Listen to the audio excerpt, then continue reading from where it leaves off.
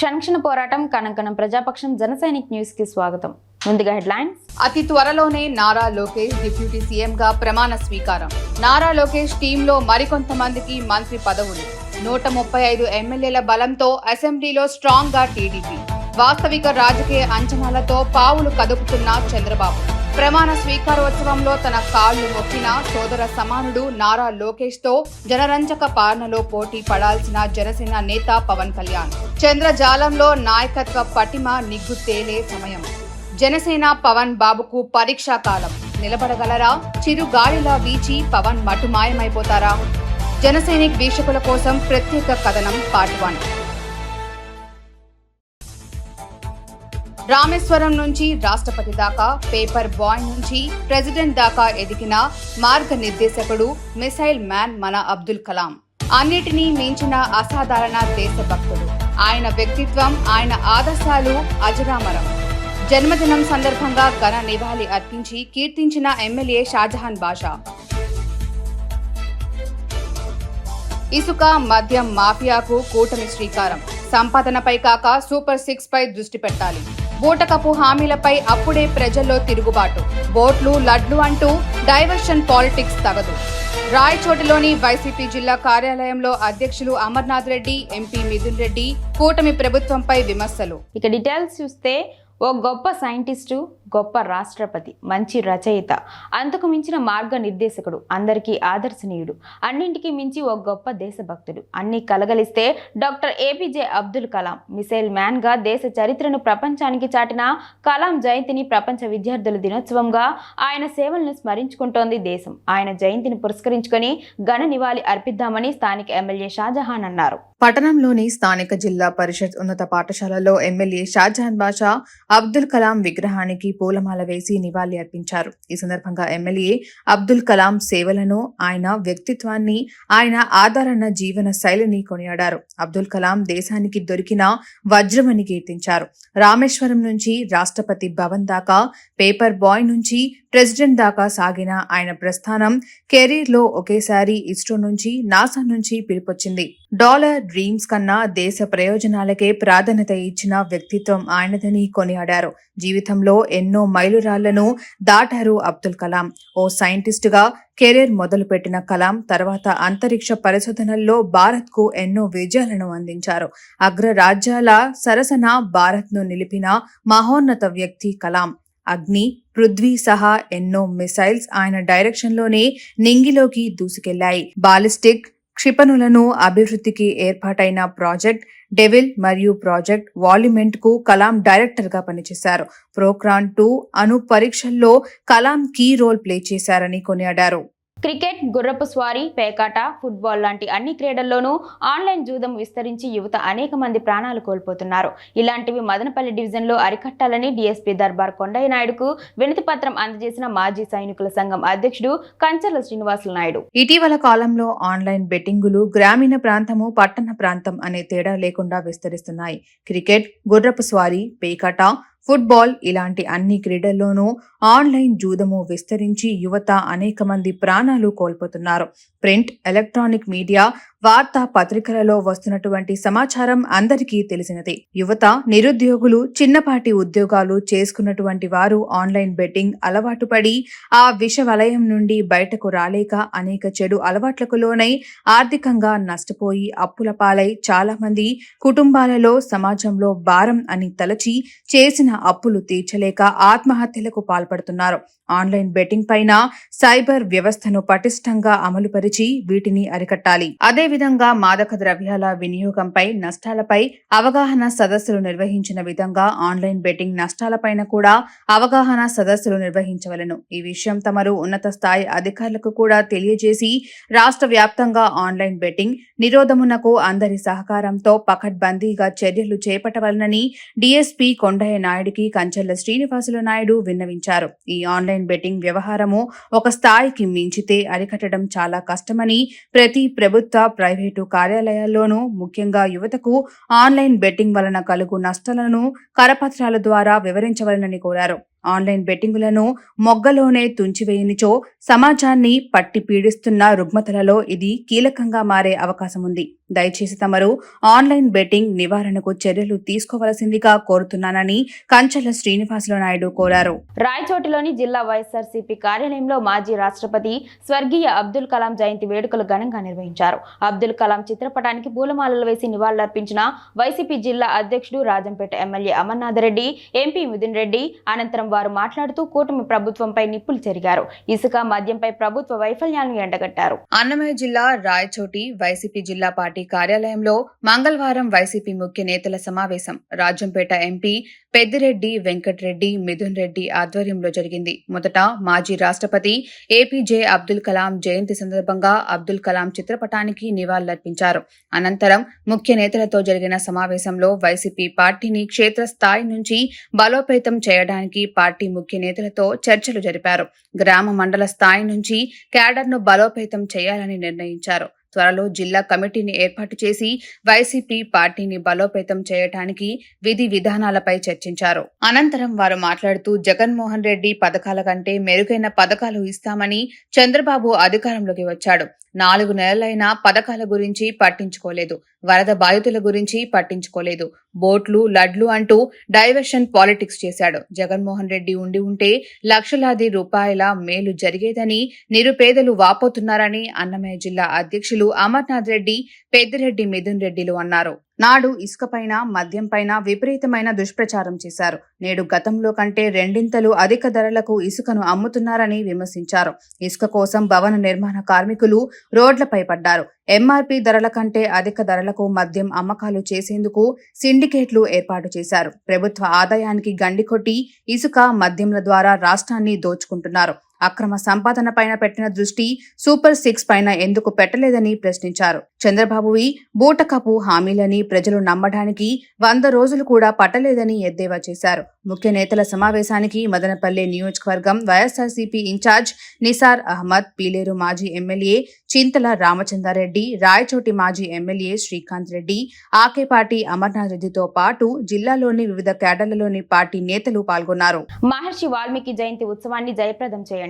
రాష్ట్రంలోని అన్ని ప్రాంతాల్లో వాల్మీకి మహర్షి జయంతి వేడుకలను రాజకీయాలకు అతీతంగా జరపాలని ఆ సంఘం రాష్ట్ర నేతలు పిలుపునిచ్చారు. రాష్ట్ర పండుగగా జరుగుతున్న వాల్మీకి జయంతి కార్యక్రమానికి పెద్ద సంఖ్యలో హాజరై దిగ్విజయం చేయాలని అనంతపురం జిల్లా ఉద్యోగ సంఘం అధ్యక్షులు అక్కులప్ప, కార్యదర్శి చైతన్య కుమార్, కోశాధికారి పవన్ కుమార్లు విజ్ఞప్తి చేశారు. ఆశ్వయుజ శుద్ధ పౌర్ణమి నాడు రామాయణ సృష్టికర్త ఆదికవి మహర్షి వాల్మీకి జయంతిని ఈ నెల 17వ తేదీ గురువారం రోజున ఆంధ్రప్రదేశ్ రాష్ట్ర ప్రభుత్వం రాష్ట్ర స్థాయి జయంతోత్సవమును అనంతపురం నగరంలో నిర్వహించబోతున్నారు. అందులో భాగంగా అక్టోబర్ 17 ఉదయం 9:30 పాతూరు పవర్ హౌస్ దగ్గర మహర్షి వాల్మీకి విగ్రహం ఎదుట పుష్పలంకరణ, పూజా కార్యక్రమం నిర్వహణ, పిదప గుత్తి రోడ్డులోని బల్లా కన్వెన్షన్ హాల్లో జయంతి వేడుక కార్యక్రమం నిర్వహించబడును. 2014 నవ్యాంధ్రప్రదేశ్ ఏర్పడిన తర్వాత ప్రతి ఏడాది ఆశ్వయుజ మాస శుద్ధ పౌర్ణమి నాడు మహర్షి వాల్మీకి జయంతి రాష్ట్ర స్థాయి వేడుకగా జరపాలని నిర్ణయించడం జరిగింది. అదే పందాలో నూతనంగా ఏర్పడిన ఎన్డీఏ కూటమి ప్రభుత్వం ఈ ఏడాది అనంతపురం నగరంలో నిర్వహించబోయే మహర్షి వాల్మీకి జయంతి ఉత్సవ కార్యక్రమాలను దిగ్విజయం చేయాలని అనంతపురం జిల్లా వాల్మీకి బోయ కుల బంధువులందరూ విశేషంగా పాల్గొనాలని, అలాగే మానవ జాతికే మానవీయ విలువలను ఇనుమడింపచేసిన రామాయణాన్ని రచించిన మహర్షి వాల్మీకి జయంతి ఉత్సవాలలో అనంతపురం జిల్లా ప్రజలే కాకుండా రాష్ట్ర వ్యాప్తంగా కులాలకు, మతాలకు, పార్టీలకు అతీతంగా ప్రజలందరూ పాల్గొని కార్యక్రమాల్ని దిగ్విజయం చేయాలని వాల్మీకి ఉద్యోగుల సంక్షేమ సంఘం అనంతపురం జిల్లా అధ్యక్షులు ఆర్సి అక్కులప్ప, ప్రధాన కార్యదర్శి చైతన్య కుమార్, కోశాధికారి పవన్ కుమార్ ఒక ప్రకటనలో విజ్ఞప్తి చేశారు.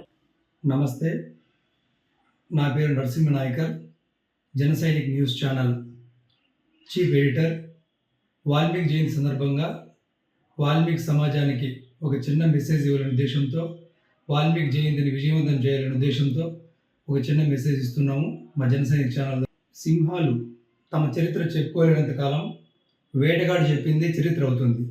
ఆ చరిత్ర పాఠాలు సింహం చెప్పుకుంటే వాల్మీకి చరిత్ర అవుతుంది. అందులో భాగంగా వాల్మీకి జయంతిని సమర్థవంతంగా, ఐకమత్యంగా జరపాలని చెప్పని మా సోదరులందరినీ కోరుకుంటున్నాం మీడియా ద్వారా. ఓ వాల్మీకి, ఓ వాల్మీకి బిడ్డ, ఓ వాల్మీకి పోయే బంధువా, అలసత్వం వదిలి కదలిరా, నీది ఈ పండుగ, నీ ఇంట్లో పండుగ. కాబట్టి బరువు నీదే, బాధ్యత నీదే. ఎవరో పిలుపు కోసం వేచి చూస్తావా? నీ వాల్మీకి తాత నిన్ను ప్రేమతో ఆహ్వానిస్తున్నాడు. తన జయంతి మహోత్సవాన్ని భక్తి శ్రద్ధలతో అంగరంగ వైభవంగా జరపమని. నీ కులం నిన్ను పిలుస్తోంది. కలిసి రమ్మని, కదం తొక్కమని, నీ బలం బలగాన్ని చూపించమని. రా, కదలిరా. వాల్మీకి జయంతి మహోత్సవంలో కలిసికట్టుగా దిగ్విజయం చేయడానికి. అతి త్వరలోనే నారా లోకేష్ డిప్యూటీ సీఎంగా ప్రమాణ స్వీకారం. నారా లోకేష్ టీంలో మరికొంతమందికి మంత్రి పదవులు. 135 ఎమ్మెల్యేల బలంతో అసెంబ్లీలో స్ట్రాంగ్ గా టీడీపీ వాస్తవిక రాజకీయ అంచనాలతో పావులు కదుపుతున్న చంద్రబాబు ప్రమాణ స్వీకారోత్సవంలో తన కాళ్లు మొక్కిన సోదర సమానుడు నారా లోకేష్ తో జనరంజక పాలనలో పోటీ పడాల్సిన జనసేన నేత పవన్ కళ్యాణ్ చంద్రజాలంలో నాయకత్వ పటిమ నిగ్గుతేలే సమయం.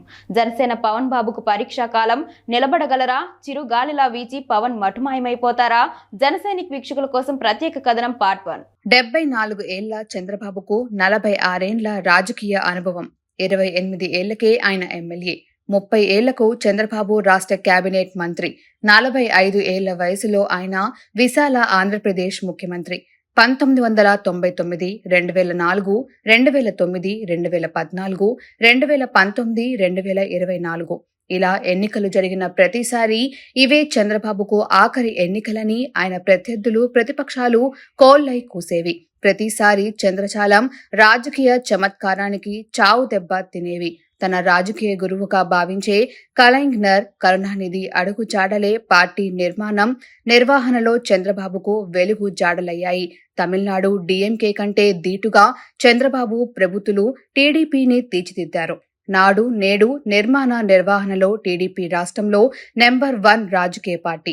ఈ విషయంలో కమలనాథులతో పాటు బీఆర్ఎస్ గా అవతారమెత్తిన టీఆర్ఎస్ నేతలు కూడా అయిష్టంగానే ఒప్పుకునే యథార్థమే సత్యం. కరుణానిధి లాంటి చంద్రబాబు మాటకారి కాదు, రచయిత అంతకంటే కాదు. కానీ టీడీపీకి వెన్ను దన్నులా నిలుస్తున్న రాష్ట్రంలోని మీడియా ఆ లోటును భర్తీ చేస్తూ టీడీపీకు రక్షణ కవచంలాగా నిలిచింది. రాష్ట్ర విభజన, వైఎస్ జగన్ 5 ఏళ్ల పాలన టీడీపీ బీసీ ఓట్ బ్యాంకుకు గండి కొట్టాయి. టీడీపీతో పాటు తల్లి కాంగ్రెస్, అలాగే పిల్ల కాంగ్రెస్ గా ఎద్దేవా చేయబడుతున్న వైసీపీలను 2009 ప్రజారాజ్యం, 2019 జనసేనలు వరుసగా దెబ్బతీశాయి. ఈ నేపథ్యంలో జరిగిన 2024 ఎన్నికలు చంద్రబాబు రాజకీయ జీవితానికి విషమ పరీక్ష పెట్టాయి. వైఎస్ జగన్ తో అంటకాగి ఆయన పార్టీని 2024 ఎన్నికల్లో ముంచేసిన ఆ నలుగురు ఆ ఎన్నికల్లో టీడీపీ కూటమి విజయానికి బాటలు వేశారు. ప్రజారాజ్యం, ప్రహసనం, జనసేన కుప్పిగంతుల రాజకీయాలతో తలెత్తుకోలేని బలమైన సామాజిక వర్గం వైసీపీ. ఆ నలుగురితో పాటు ఎన్నికల రాజకీయాలలో తన్ను తాను కింగ్ గా ఊహించుకునే వైసీపీ మాజీ మంత్రి పెద్దిరెడ్డి అండ్ కో నిర్వాకంతో పిడికిలి బిగించింది. కోస్తా, ఉత్తరాంధ్ర, రాయలసీమ జిల్లాల్లో పెద్దన్న పాత్రను పోషించింది. వైఎస్ జగన్ తాను తలచని చెయ్యని రాజకీయ పాపాలకు ఆ నలుగురు ప్లస్ పెద్దన్నల పుణ్యమా అని 11 సీట్ల గెలుపుతో రాజకీయంగా పాపరైపోయారు. ప్రతిపక్ష నేత హోదా కోసం దేబరించారు. తన్ను తాను తగ్గించుకున్నవాడు హెచ్చింపబడతాడు అనేది పవిత్ర బైబిల్ సూక్తి. చంద్రబాబు తన్ను తాను తగ్గించుకొని మళ్లీ హెచ్చింపబడ్డారు. సిద్ధమా అంటూ రెట్టించి రెచ్చిపోయిన వారు తగ్గించబడరు. 135 మంది ఎమ్మెల్యేల బలంతో అసెంబ్లీలో స్ట్రాంగ్ గా ఉన్న టీడీపీ వాస్తవిక రాజకీయ అంచనాలతో పావులు కదుపుతోంది. డిప్యూటీ సీఎంగా నారా లోకేష్ ను టీడీపీ అతి త్వరలో పదోన్నతి కల్పిస్తోంది. ఈ జూన్లో డిప్యూటీ సీఎంగా ప్రమాణ స్వీకారం చేసిన జనసేన పవన్ కళ్యాణ్ కు మంత్రిగా నారా లోకేష్ కాళ్లు మొక్కారు. ఆశీర్వచనాలు ఆశించారు. సోదర సమానుడు నారా లోకేష్ తో ఇక పవన్ పోటీపడి జనరంజక పాలనలో తన దక్షత నిరూపించుకోవాల్సిందే. ఆయన నిలబడతారా, తడబడతారా? తలబడి సీనియర్ ఎన్టీఆర్ లాగా చరిత్ర తిరగ రాస్తారా? ఇవి కాలం తేల్చే ప్రశ్నలు. చెన్నై చిన్నగా పేరున్న సురేష్ చిన్న ఇక లేరు. అనారోగ్య కారణాలతో సోమవారం రాత్రి ఆయన చెన్నైలో కన్నుమూశారు. ప్రముఖ సినీ నటి రమాప్రభ సోదరి కుమారుడైన సురేష్ చిన్న నటుడు రాజేంద్ర ప్రసాద్ కు స్వయాన బావమరిది. అప్పుల అప్పారావు తదితర సూపర్ హిట్ చిత్రాల నిర్మాత. 2000 ప్రాంతంలో కాంగ్రెస్ నాయకుడిగా మదనపల్లి సంచలన రాజకీయాలు చేసి స్థానిక నేతలను దడదడలాడించిన సురేష్ చిన్న సొంత మరియు వైరి సామాజిక వర్గాల పోరుతో రాజకీయాల్లో బలిజనుడిగా మిగిలి విషాదంగా ఇలా తలమించి ఇలా నిష్క్రమించారు. ప్రముఖ సినీ నటి రమాప్రభ సోదరి కుమారుడు బోలా శంకర్ గా మదనపల్లిలో ముద్రపడిన సురేష్ చిన్న సోమవారం అనారోగ్య కారణంతో చెన్నైలో కన్నుమూశారు. 2000వ సంవత్సరంలో మదనపల్లి కాంగ్రెస్ సంచలన నేతగా పేరు పొందిన సురేష్ చిన్న స్వంత వైరిపక్ష రాజకీయాల ఉచ్చులో చిక్కి బలిజనుడయ్యాడు. నటుడు రాజేంద్ర ప్రసాద్ కు స్వయాన బావమర్ది. ఆయన సురేష్ చిన్న అప్పుల అప్పారావు తదితర సూపర్ హిట్ చిత్రాలను నిర్మించారు. మదనపల్లిలో జన్మించి చెన్నైలో వ్యాపారాలు చేసుకుంటున్న సురేష్ చిన్న అప్పట్లో టౌన్ లో రాజకీయాల్లో అంటరాని వారుగా వెలివేయబడ్డ జనం కోసం ప్రజా జీవితంలోకి అడుగుపెట్టినప్పటికీ పీతల కుప్ప మనస్తత్వాలు ఆయన్ను ఎదగనివ్వలేదు, తాము ఎదగలేదు. రాజకీయ బలిపీటలను మాత్రం పావనం చేశారు. సోమవారం చెన్నైలో మృతి చెందిన సురేష్ చిన్న పార్థివ దేహాన్ని ఆయన అభిమానులు ప్రజల సందర్శనార్థం పంచరత్న థియేటర్ సమీపంలోని ఆయన పూర్వీకుల గృహానికి తరలించారు. తండోపతండాలుగా తరలివచ్చిన జనం తమ నాయకుడికి అశ్రు నివాళి ఘటించారు. వార్తలు ముగించే ముందు హెడ్లైన్స్ మరోసారి. అతి త్వరలోనే నారా లోకేష్ డిప్యూటీ సీఎం గా ప్రమాణ స్వీకారం. నారా లోకేష్ టీంలో మరికొంతమందికి మంత్రి పదవులు. 135 ఎమ్మెల్యేల బలంతో అసెంబ్లీలో స్ట్రాంగ్ గా టీడీపీ. వాస్తవిక రాజకీయ అంచనాలతో పావులు కదుపుతున్న చంద్రబాబు. ప్రమాణ స్వీకారోత్సవంలో తన కాళ్లు మొక్కిన సోదర సమానుడు నారా లోకేష్ తో జనరంజక పాలనలో పోటీ పడాల్సిన జనసేన నేత పవన్ కళ్యాణ్. చంద్రజాలంలో నాయకత్వ పటిమ నిగ్గు తేలే సమయం. జనసేన పవన్ బాబుకు పరీక్షా కాలం. నిలబడగలరా? చిరుగాలిలా వీచి పవన్ మటుమాయమైపోతారా? జనసైనిక్ వీక్షకుల కోసం ప్రత్యేక కథనం పార్ట్ 1. రామేశ్వరం నుంచి రాష్ట్రపతి దాకా, పేపర్ బాయ్ నుంచి ప్రెసిడెంట్ దాకా ఎదిగిన మార్గనిర్దేశకుడు, మిసైల్ మ్యాన్ మన అబ్దుల్ కలాం. అన్నిటినీ మించిన అసాధారణ దేశభక్తుడు. ఆయన వ్యక్తిత్వం, ఆయన ఆదర్శాలు అజరామరం. జన్మదినం సందర్భంగా ఘన నివాళి అర్పించి కీర్తించిన ఎమ్మెల్యే షాజహాన్ బాషా. ఇసుక, మద్యం మాఫియాకు కూటమి శ్రీకారం. సంపాదనపై కాక సూపర్ 6 పై దృష్టి పెట్టాలి. బూటకపు హామీలపై అప్పుడే ప్రజల్లో తిరుగుబాటు. బోట్లు, లడ్లు అంటూ డైవర్షన్ పాలిటిక్స్ తగదు.